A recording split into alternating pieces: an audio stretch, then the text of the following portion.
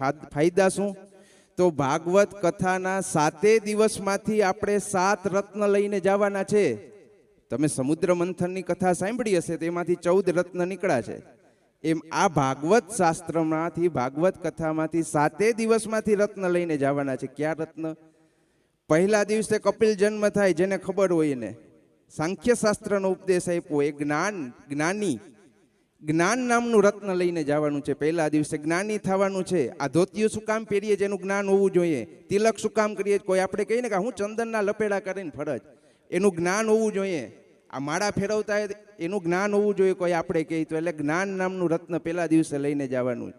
બીજા દિવસે ઋષિ જન્મ થાય, બરોબર? ઋષિ જન્મ, એમાંથી બીજા દિવસે એ કથામાંથી દયા નામનું રત્ન લઈને જવાનું છે. જો કથા તમે સાંભળી હશે તો ખબર હશે કે ઋષિ પ્રાગટ્ય થયું ત્યારે ભગવાને પ્રહલાદજીને કીધું કે શું જોઈએ વરદાન માગ. એમ કીધું એટલે પ્રહલાદજીએ કીધું કે મારા પિતાનો મોક્ષ કરી દો. બસ આટલા અત્યાચાર કર્યા છતાં પણ એના પિતા ઉપર એને દયા આવી. આ દયા નામનું રત્ન લઈને જવાનું છે બીજા દિવસે.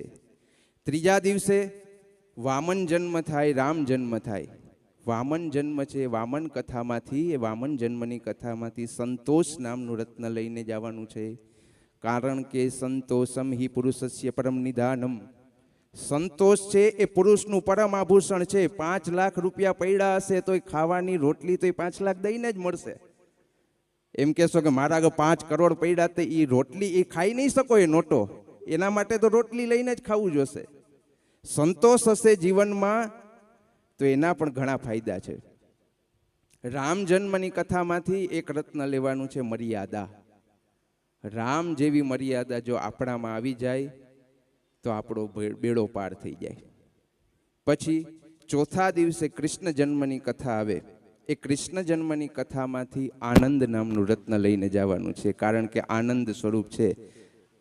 જો સાચા હૃદયથી તમે ભગવાનનું નામ જપ કરશો એટલે આનંદ જ આવતો જશે. જોજો, કથા સાંભળતા હશો એટલે તરસ નહીં લાગે. જોજો તમે, ભૂખ નહીં લાગે, અહીંથી હલવાની મરજી નહીં થાય. આનંદ સ્વરૂપ છે. અહીં બેસવાની જ મરજી થશે, ઊભું થવાની મરજી નહીં થાય. આનંદ સ્વરૂપ છે ભગવાન. એટલા માટે છઠ્ઠા દિવસે ગોવર્ધન ઉત્સવની કથા આવે. પાંચમા દિવસે એ ગોવર્ધન ઉત્સવની કથામાંથી આજના દિવસે વિશ્વાસ નામનું રત્ન લઈને જવાનું છે. ગોવર્ધન પહાડ જેવડી તમારા જીવનમાં સમસ્યા આવે તો ટચલી આંગળી જેટલો ભરોસો રાખશો ને તો એ સમસ્યાને 100ના અણીના ચોથા ભાગ જેટલી ભગવાન બનાવી દેશે. બરોબર? વિશ્વાસ નામનું રત્ન આજે લઈને જવાનું છે પાંચમા દિવસની કથામાંથી.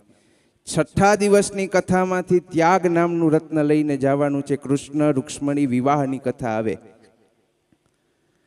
કૃષ્ણ રૂક્ષ્મણી વિવાહમાંથી કથામાંથી આપણે એટલું શીખવાનું છે કે જ્યારે ભગવાન મથુરા ગયા, એ મથુરામાં કંસ મામાને જ્યારે વધ કર્યો કંસ મામાનો, ત્યારે આખું મથુરા કહેવા માંડ્યું કે કૃષ્ણ કૃષ્ણ કૃષ્ણ. નકર પેલા કંસની જય હો, કંસની જય હો એમ બોલતા હતા. પણ જ્યારે કંસનો વધ કર્યો ત્યારે કૃષ્ણની જય હો, કૃષ્ણની જય હો એમ બધા બોલવા માંડ્યા. પછી એ કંસ મામાને જ્યારે વધ કરી નાખ્યો ત્યારે આખું મથુરાનું રાજ્ય સામે હતું, ભગવાનની સામે. બધાએ કીધું હવે આજથી તમે રાજા. પણ ભગવાને કીધું કે ના, મારા નાનાનું રાજ્ય છે, ઉગ્રસેનજી રાજા બને, મારે તો હજી અભ્યાસ બાકી છે, ભણવાનું બાકી છે. એ મૂકીને જ્યારે ઉજ્જૈનમાં સાંદીપની ઋષિના આશ્રમમાં જઈને સુદામા નામના ગરીબ બ્રાહ્મણ સાથે જે મિત્રતા કરે ને, એ પોતાના અંગૂઠા ઉપર સોનાની દ્વારકા બનાવી શકે અને એને કોક રૂક્ષ્મણી પત્ર લખે. એમને કૃષ્ણ નથી થવાતું. ઉકળિયા વગર આજના પાણીને વરાળ થઈ જવું છે, કામ કરે છે કંસના અને કૃષ્ણ થઈ જવું છે. એમને કૃષ્ણ નથી થવાતું. એ છઠ્ઠા દિવસની કથામાંથી એ રત્ન લઈ જવાનું છે, ત્યાગ નામનું રત્ન. સાતમા દિવસની કથામાંથી સુદામા ચરિત્રની કથા આવે, એમાંથી ભક્તિ નામનું રત્ન લેવાનું છે. કે ભક્તિ કરવી તો બધા એમ કે મીરા જેવી ભક્તિ કરવી, વિદુરજી જેવી ભક્તિ કરવી, પણ હું એમ કહું છું સુદામાજી જેવી ભક્તિ કરવી કે અયાચક વ્રત છે.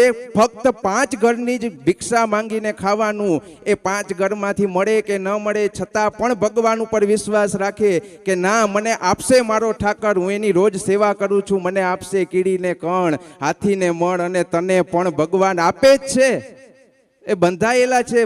માણસને ભગવાન સવારે ભૂખો ઉઠાડે છે, ભૂખો સુવડાવતા નથી. આ વિશ્વાસ તમારા ઉપર હોવો જોઈએ. આવી ભક્તિ કરવાની. દુઃખ में સુમિરન સબ કરે, સુખ में કરે ન કોઈ, જો સુખ में સુમિરન કરે તો દુઃખ કા એકો હોય. સુખમાં ભૂલી જાય ભગવાનને, ને દુઃખમાં પાછા તરત હનુમાન ચાલીસા યાદ આવી જાય, સામે ભૂત આવે તો એમ. એટલે હંમેશા યાદ રાખવાનું, સુખમાં પણ ભગવાનને સાથે રાખો. આવી ભક્તિ કરો સુદામાજી જેવી. એમને એમ કાંઈ ભગવાન એના પગ ધોયા હતા એમ નહીં, કે યાચક વ્રત હતું એટલે ભગવાન એના ઉપર પ્રસન્ન થયા એમ નહીં.